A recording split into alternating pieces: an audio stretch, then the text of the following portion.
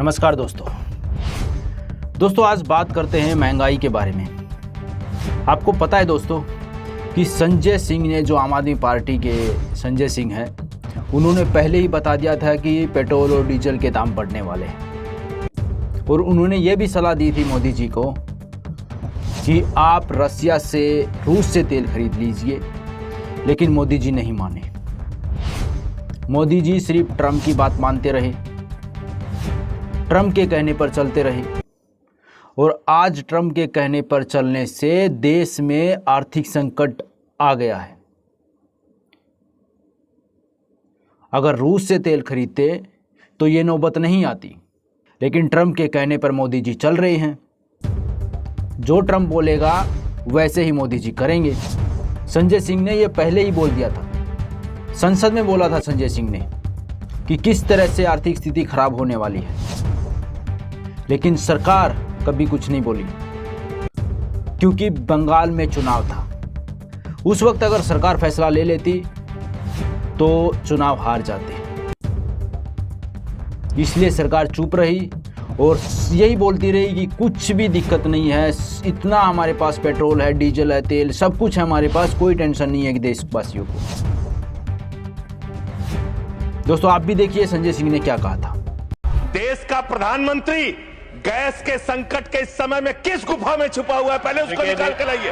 आप क्यों इजराइल के खड़े हो गए, जिसके कारण से हिंदुस्तान को आज गैस का संकट भुगतना पड़ रहा है। पूरा देश लाइन में खड़ा है, गांव लाइन में खड़ा है, शहर लाइन में खड़ा है, एक एक इलाका लाइन में खड़ा है। होटल बंद हो रहे हैं मान्यवर, मोरवी के अंदर गुजरात में टाइल्स की फैक्ट्रियां बंद हो रही है मान्यवर। आपने क्या हालत की है। आप राज्यों के साथ न्याय नहीं करते, आप ग्रामीण व्यवस्था के साथ न्याय नहीं करते। आपने बनारस के अंदर 4200 एकड़ जमीन वहां के किसानों की जबरन कब्जा की। 2013 का जो अधिकरण का नियम है, वो नियम आपने लागू नहीं किया। वहां लाठियों से किसानों को पीट के प्रधानमंत्री के संसदीय क्षेत्र में जमीनें कब्जा करने का काम आपने किया। दोस्तों देखा आपने किस तरह से संजय सिंह ने संसद में मोदी जी को बताया था कि आर्थिक संकट आ रहा है। सब कुछ बता दिया था कि कितना महंगा तेल हो रहा है, कितना महंगा गैस पेट्रोल हो रहा है, सब कुछ बता दिया था। लेकिन सब लोग चुप रहे,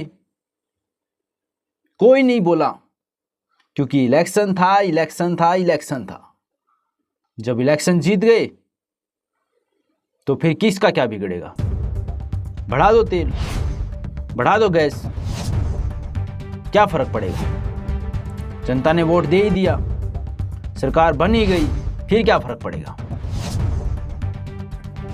जीत गए, 5 साल चलाएंगे सरकार, जैसे ही फिर इलेक्शन होगा फिर हम कम कर देंगे, क्या फर्क पड़ेगा। यही है ना मोदी जी की रणनीति। इसलिए दोस्तों देश को समझना पड़ेगा, सब जन को समझना पड़ेगा कि क्या रणनीति से बीजेपी आगे बढ़ती है और किस रणनीति के तहत बीजेपी जाती है वोट मांगने के लिए। पूरे 4 साल काम कुछ नहीं किया जाएगा, उसके बाद जब 1 साल बचेगा तो काम पे काम, इतने काम गिना देंगे ताकि वोट मिल जाए। पैसा डाल देंगे सबके अकाउंट में 10-10 हज़ार रुपया, वोट मिल जाएगा। पूरी मीडिया को तारीफ करने में लगा देंगे, वोट मिल जाएगा, क्या फर्क पड़ेगा। यही तो रणनीति है बीजेपी की। क्योंकि आज सबके जेब में मोबाइल है और जो मोबाइल में दिखता है जनता उसी को मानती है। अगर मोदी जी की अच्छी बातें दिखेगी मोबाइल में तो जनता उसको मानेगी। जो पीछे की जो राजनीति है उसको तो समझ ही नहीं पाएगी ना जनता, क्योंकि जनता को वही दिखाया जाता है जो बीजेपी के पक्ष में रहता है।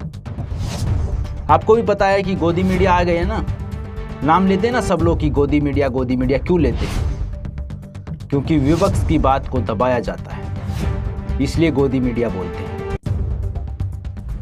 दोस्तों अब धीरे धीरे देश भी समझ रहा है कि क्या रणनीति चल रही है देश में, इसलिए आने वाले चुनाव में देखते हैं। अगर दोस्तों यूपी का चुनाव 2027 में विपक्ष जीत जाता है तो समझ लो केंद्र में भी आराम से बैठ सकता है विपक्ष। अब विपक्ष को 2027 के यूपी चुनाव के लिए पूरी मेहनत लगानी पड़ेगी, सब लोगों को मिलकर लड़ना पड़ेगा। अगर यूपी चुनाव में बट गए तो समझ लो फिर बीजेपी खेल कर जाएगी, और अगर बीजेपी यूपी में खेल कर गई तो समझो फिर केंद्र में भी खेल कर जाएगी, फिर आप जीत नहीं पाओगे। इसलिए पूरी जान लगा दीजिए। अगर अब की बार आपको सत्ता में आना है, विपक्ष को सत्ता में आना है तो पूरी जान लगानी पड़ेगी। जी जान मेहनत कीजिए, लोगों के पास जाइए, उनको देश की समस्याओं के बारे में बताइए, तब जाकर आपकी सरकार बन पाएगी। दोस्तों, ये थी हमारी छोटी सी जानकारी। धन्यवाद।